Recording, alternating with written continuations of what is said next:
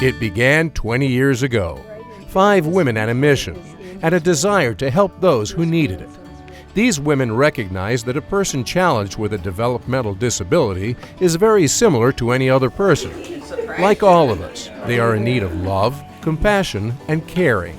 These ladies were determined to create home environments filled with love, respect, He's got me every which way. and an opportunity for these unique individuals to continually grow and develop. And so, a door opened, then another, and another, and yet another. And today, 20 years later, Angel's Place has opened 20 doors to 20 homes, containing infinite, unconditional, Christ-centered love and acceptance for more than 100 residents. So let's meet these women.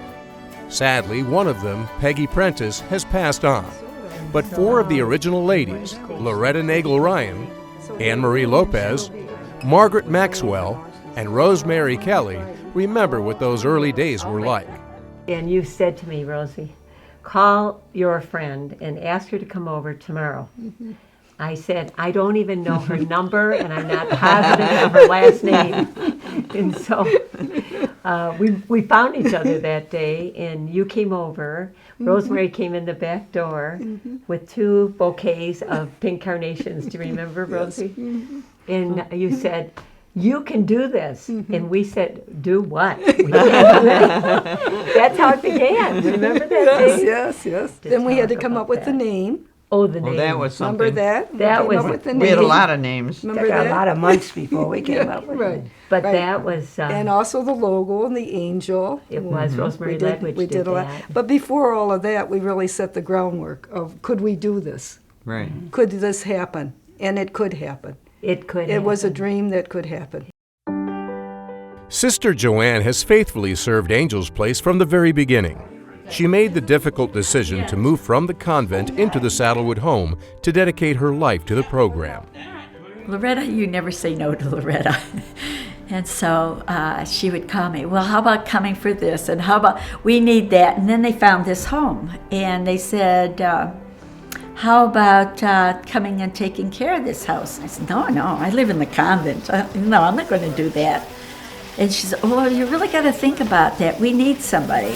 Well, you have a lot of green ones that come. They had this dream, and I was part of it from the very first. And I thought, yeah, they really surprised me. Woo!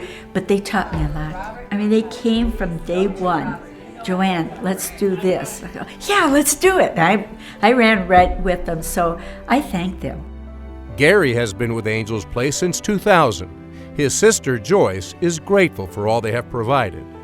Angel's Place just doesn't stop giving. It isn't just for the residents, it's for the families. When you have a special needs brother, his future is something that you always think about. It's always on your mind. You never know what's going to happen in life, and so it's very important to ensure his future. We brought the fact of developmentally disabled people into sight so other people would Right. notice it. They had They no, became no aware. idea. They were not aware of it at all. No. No. They And knew. it was all around us. And that's the thing that always amazed Right. me. That all of a sudden everyone was just flocking to us. Even my close friends weren't aware of it. No. Right. It was amazing. Yeah, it really was. Mark Stitt has the distinction of being the very first resident of Angel's Place. So how do his parents, Mary Beth and David, feel about 20 homes in 20 years? It's overwhelming. Overwhelming. It really is overwhelming. We never thought it would grow to 20 homes in 20 years, but we knew they had a lot of potential because everything they were doing was great. Tree. Did you plant that tree? Yeah. Just everything was So going organized. down absolutely perfect. When we had that announcement at Birmingham Country Club and not knowing anything what we were doing, that night someone gave us a check for $500. Wow. And that's when we knew we were in trouble. We took the money. We took the money.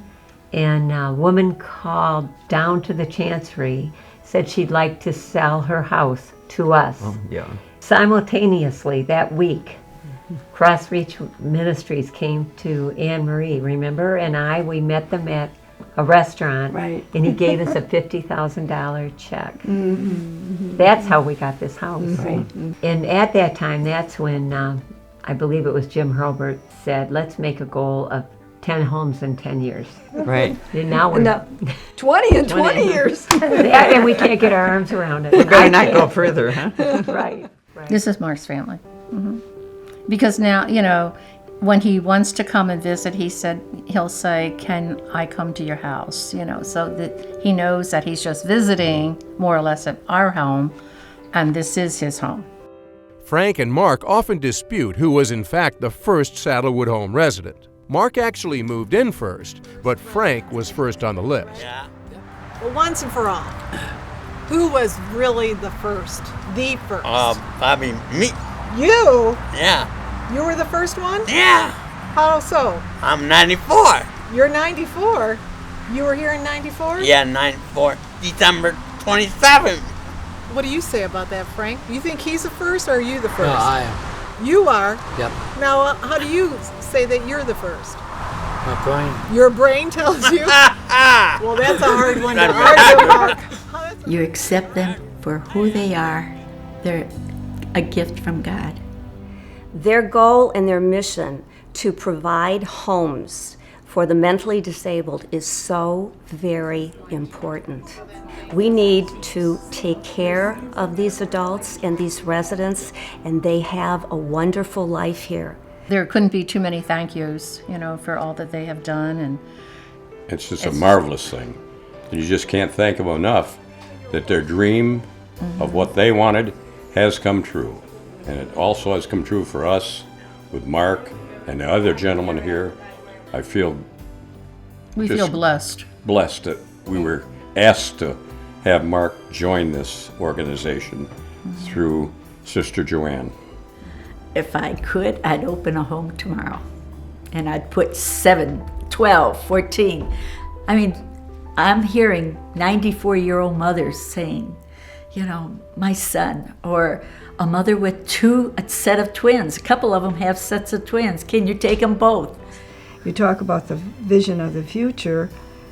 Well, there's just always going to be that need, and you know what? The Lord's going to guide us. Here's to miracles. All right. And many more.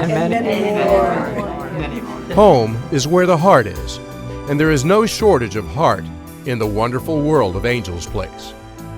20 doors in 20 years is quite an accomplishment, but a door is just a door, a house merely timber and brick. But a home? Well, that's something entirely different.